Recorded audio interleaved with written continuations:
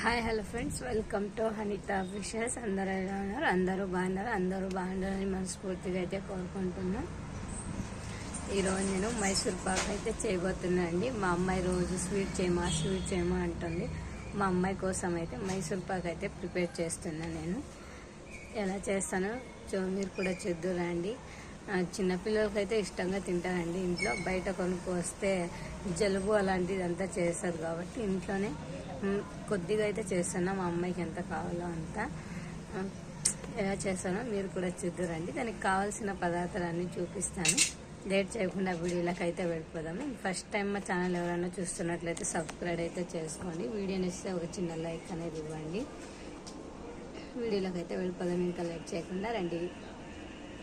మైసూర్ పాక్ కావాల్సిన పదార్థాలన్నీ ఇప్పుడు నేను తీసుకున్నానండి. చిన్నపిల్లలకైతే చాలా ఇష్టంగా తింటారండి.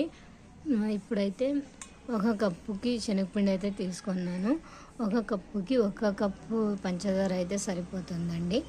అలానే 1 కప్పు శనగపిండికి 2 కప్స్ ఆయిల్ అనేది తీసుకోవాలి. 1 కప్పు పిండిని కలుపుకోవడానికి 1 కప్పు ఆయిల్ మనం కుక్ చేస్తున్నప్పుడు ఆయిల్ వేస్తూ మిక్స్ చేసుకోవాలి. కాబట్టి 2 కప్స్ ఆయిల్ డివైడ్గా ఈ కప్పు నిండా ఇందులోకి అయితే వేసుకున్నాం.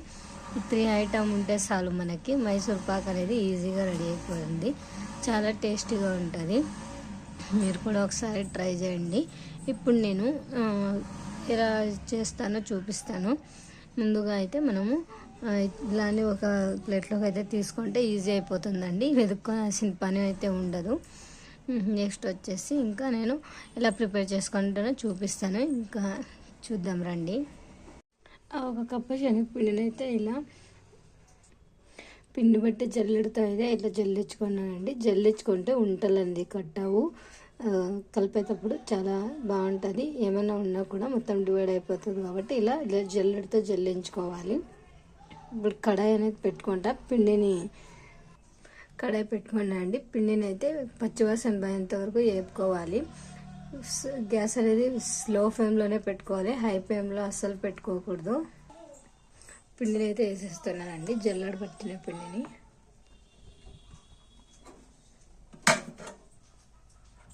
ఫుల్ హై ఫ్లేమ్లో అయితే పెట్టుకోవాలండి.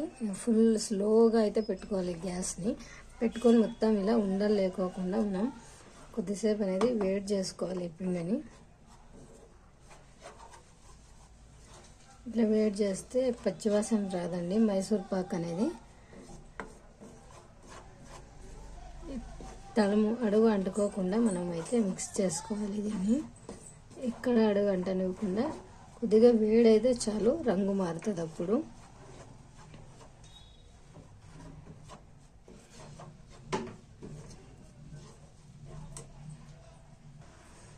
పిండి అయితే రెడీ అయిపోయిందండి. నేను గ్యాస్ అయితే ఆఫ్ చేసుకున్నా.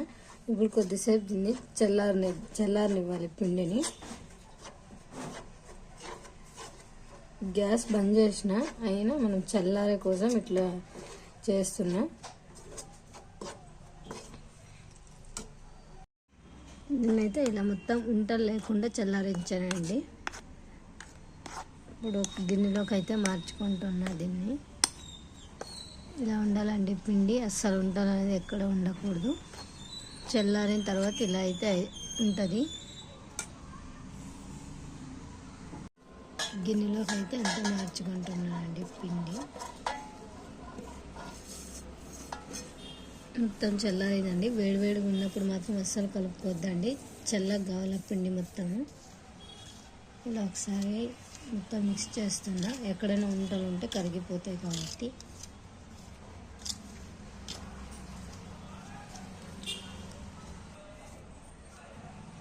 ఒకటి 1 కప్పు పిండికి 1 కప్పు ఆయిల్ అయితే వేసుకుంటూ 1 స్పూన్ తీసుకొని కలుపుకోవాలండి. ఒకేసారి వేసుకుంటే ఉంటలు అనేది కడుతుంది కాబట్టి కొంచెం అనేది మనం కలుపుకోవాలి.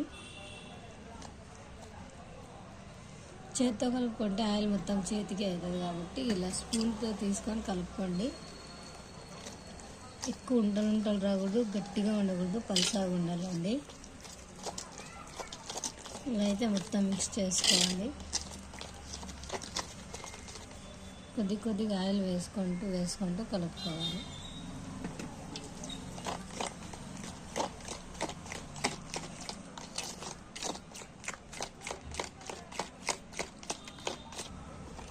ఇలా అయితే మొత్తం ఆయిల్ కప్పు శనగపిండికి మొత్తం ఆయిల్ అంతా వేసేసి ఇలా పలసాగా వచ్చేలాగైతే కలుపుకున్నానండి. చూడండి ఇంత పలసాగా రావాలి పిండి అనేది.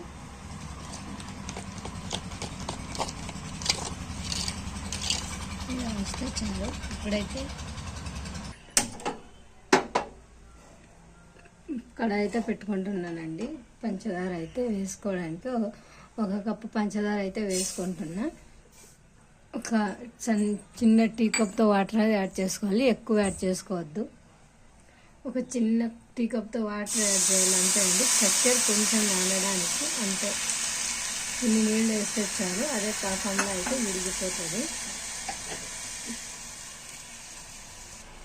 ఒకసారి ఇలా మిక్స్ చేసుకోండి, అడుగు అంటుకోకుండా చక్కెర వాటర్లో కలిసిపోవడానికి. లో ఫ్లేమ్లో పెట్టుకోండి, ఎందుకంటే నాన్ స్టిక్ పెనం కాబట్టి త్వరగా అడుగు అంటుతుంది.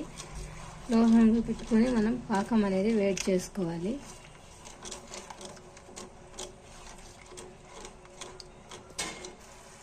ఇలా అయితే మరుగుతూ ఉంది, ఇంకా మరగాలండి ఇది.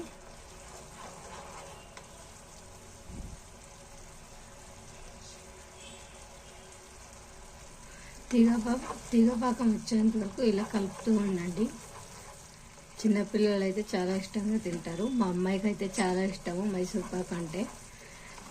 బయట ఏవేవో వేసింటారు కాబట్టి నేను ఎక్కువ బయట తప్పినండి. మా అమ్మాయి ఎప్పుడైనా స్వీట్ అంటే ఇంట్లోనే చేస్తాను. పాకం వచ్చేంత వరకు ఇలా కలుపుతూ ఉంటే అది కొంచెం పాకంలో అవుతుందండి. ఇలా పాకం అనేది రెడీ అయిపోయింది. చూడండి ఎంత చిక్కగా వచ్చిందో. ఎక్కువ నీళ్ళ ఉండకూడదండి, కొంచెం గట్టిగానే ఉండాలి పాకం అనేది. ఇలా చిక్కగా ఉంటేనే బాగా వస్తుంది. ఎక్కువ నీళ్ళకి రాదు మైసూర్ పాక్ అనేది. నిలువ ఉంటుందంటే ఒక వారం రోజుల వరకు నిలువ ఉంటుంది మైసూర్ పాక్ ఇంట్లోనే చేసుకుంటే. మనము పాకం నీళ్ళగా ఉంటే ఎక్కువగా సల్పాగా అనేది అయిపోతుంది. ఇప్పుడు ఇందులోకి కలిపి పెట్టుకున్న శనగపిండి అయితే యాడ్ చేస్తున్నా. ఇందులో ఒకసారి కలిపి పెట్టుకున్న శనగపిండిని అయితే మొత్తం ఇలా అయితే వేసేసుకుంటున్నా. కలుపుతూ వేయాలండి, అడుగు అంటుకోకుండా పాకంలోకి అయితే మిక్స్ అయిపోవాలి అది మొత్తము.